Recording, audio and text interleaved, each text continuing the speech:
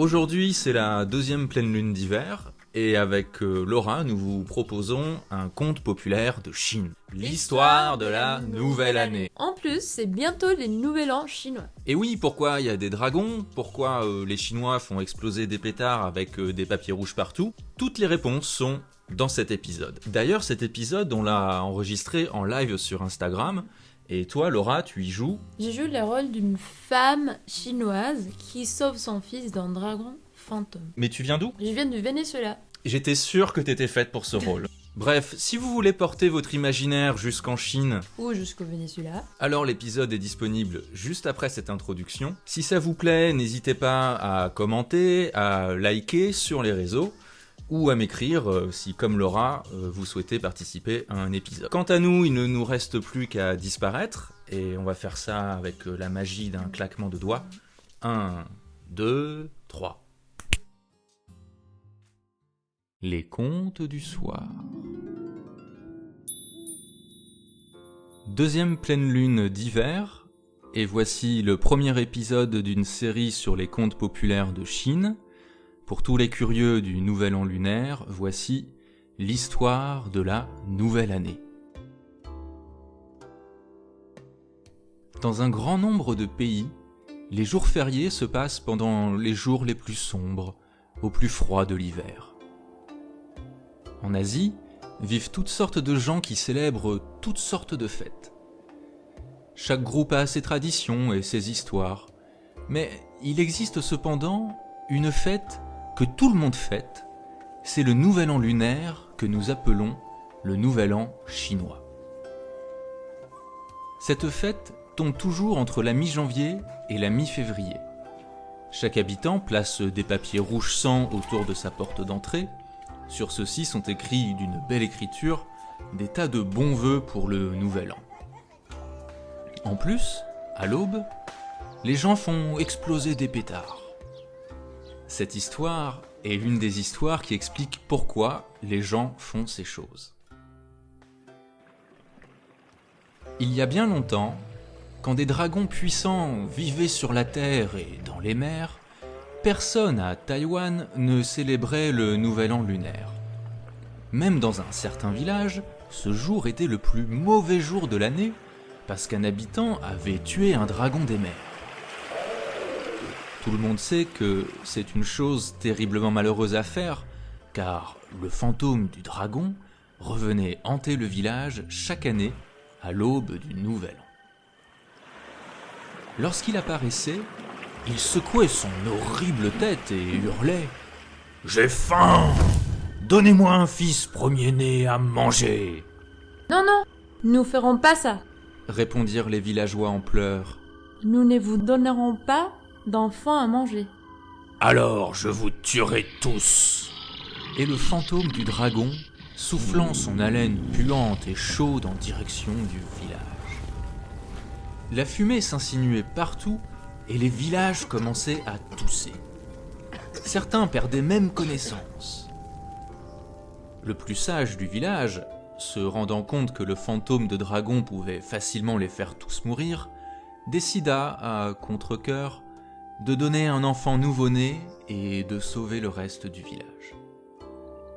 Il espérait qu'avec cette offrande, jamais plus le fantôme du dragon ne reviendrait. Mais, année après année, le fantôme de dragon revenait et, année après année, une famille devait sacrifier son fils premier-né pour satisfaire la voracité de l'animal. Une année, c'était au tour de la jeune veuve Teng de sacrifier son seul enfant, un beau garçon qui allait avoir 5 ans. Comme le voulait la tradition, 4 jours avant le nouvel an lunaire, le prêtre taoïste quittait le temple et s'en allait à travers le village jusqu'à la maison de l'infortuné qui devait sacrifier son premier enfant.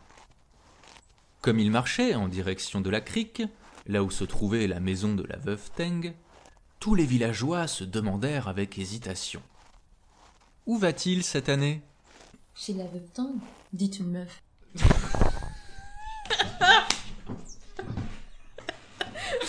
On peut dire meuf.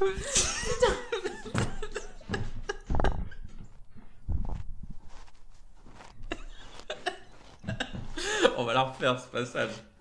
C'est une femme. Attends, on va la refaire. Où est-il cette année? Où va-t-il cette année? Chez la veuve Tang. Dit une femme. Oh non, pas chez elle! C'est son seul enfant!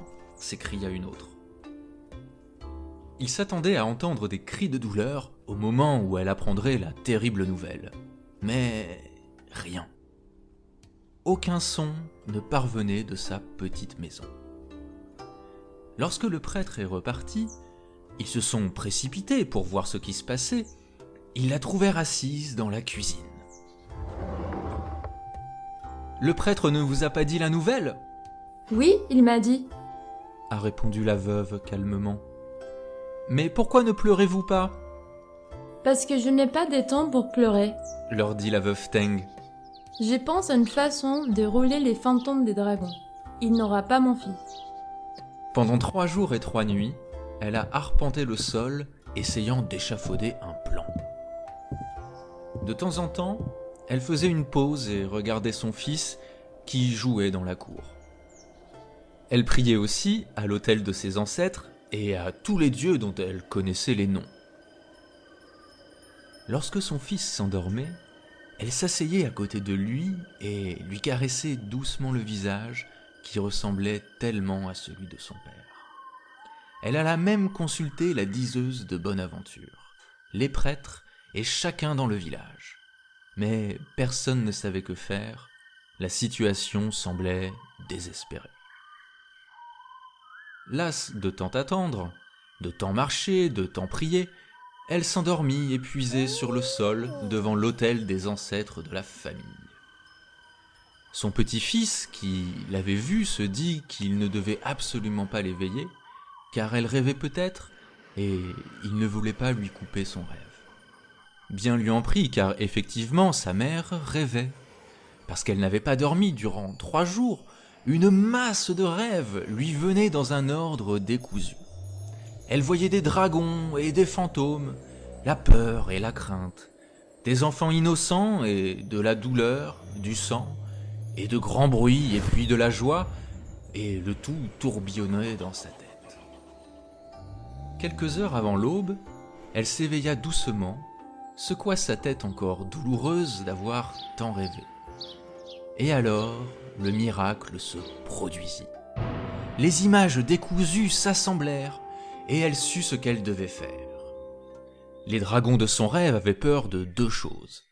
Peur de la vue du sang, et peur des bruits violents. Quand quelqu'un a peur, il s'enfuit en général en courant. Mon plan sera simple. Je mettrai les sangs sur ma porte et je ferai tant de bruit que les fantômes du dragon sera effrayé et partira en courant. Du sang. Je suis si pauvre que je n'ai pas même un poulet à tuer pour prendre son sang. Elle prit son couteau le plus pointu et se coupa le doigt, laissant goutte à goutte couler son sang sur un tissu jusqu'à ce que toutes les gouttes, jointes ensemble, recouvrent entièrement l'étoffe. Elle prit le tissu et l'accrocha à l'extérieur sur sa porte. Maintenant faire des bruits violents. Les pétards seraient le mieux, mais j'en ai pas. Je suis si pauvre que je ne pourrais pas en acheter et en plus, il n'y a aucun magasin ouvert aujourd'hui. Elle réfléchit et pensa au bambou. Elle savait que lorsque des morceaux de bambou brûlent, ils se fendent dans un bruit épouvantable. Elle prit son couteau pointu, elle s'en alla dans le froid afin de couper une 12aine de grands morceaux de bambou. Elle les plaça en pyramide devant sa porte, juste au-dessous du tissu taché de sang.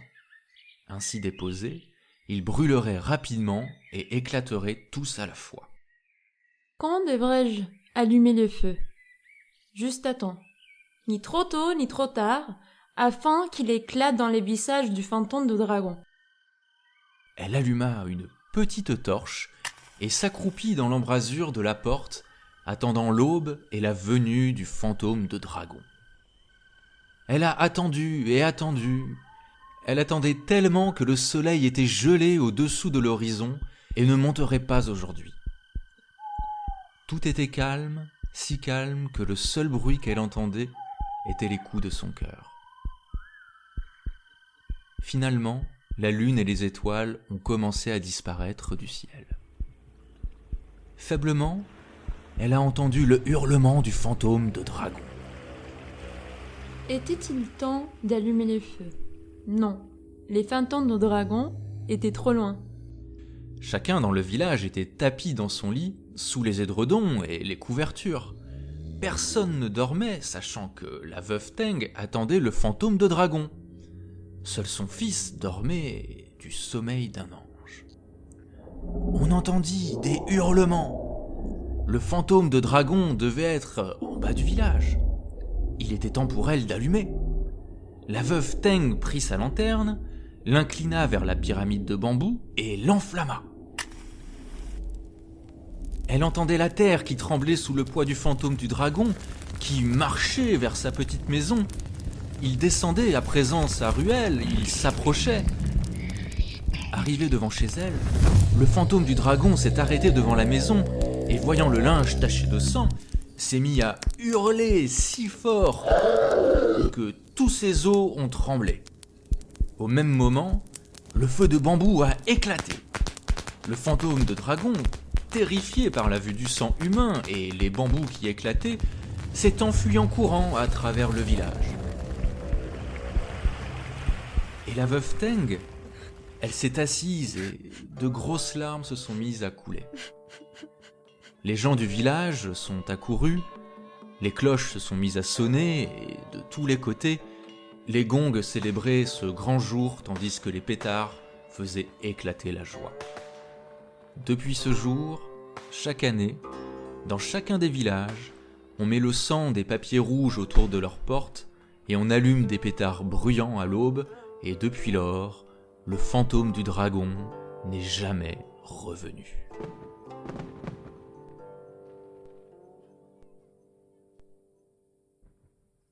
Prochain conte, le jeudi 11 février 2021, nous écouterons un nouveau conte populaire de Chine, le miroir des fées célestes. Si ce podcast vous plaît, n'hésitez pas à en parler autour de vous, à laisser une note ou un commentaire sur iTunes, et bien entendu à nous rejoindre sur Instagram @lescontesdusoir.podcast.